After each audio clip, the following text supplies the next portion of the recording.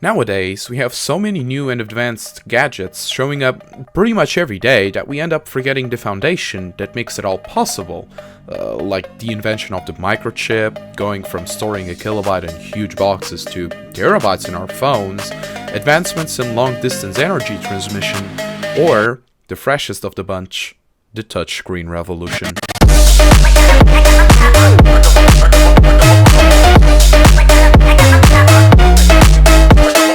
But what really is a touchscreen?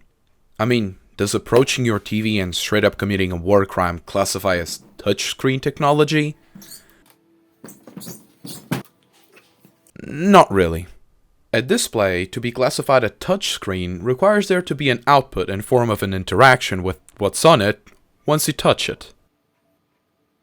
That's exactly what Eric Johnson came up with based on some previous stylus-based screens that were used to draw lines on a TV.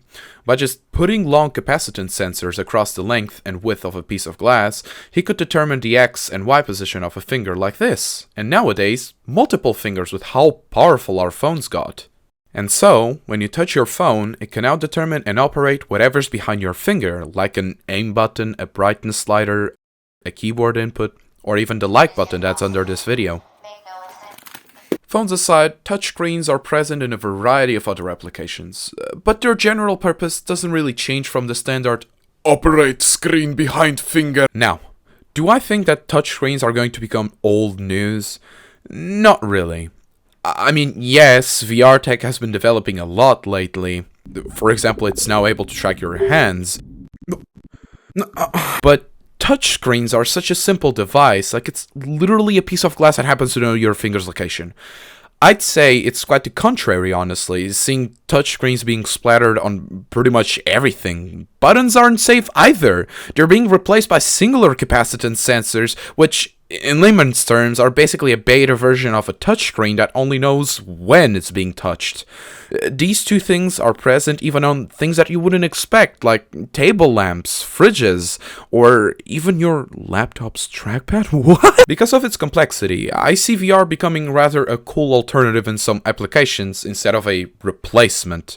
Like, for example, people that design pretty much anything ranging from dresses to cars, just give your team a handful of VR headsets with some kind of AR drawing app that can have multiple users seeing what someone's doing, and bingo, you just got an alternative to paper.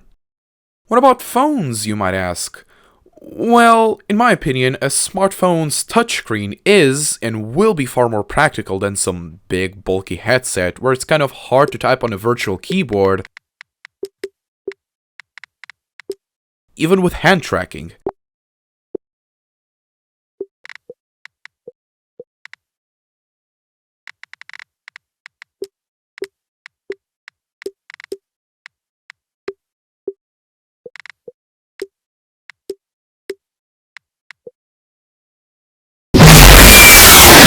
And I'm not saying that VR tech won't be able to fit in a sunglasses form factor, mind you, but I mean, it's way easier to pick up your phone and see who sent you that midnight text than needing to put on your glasses just for a stupid meme that your friend sent you.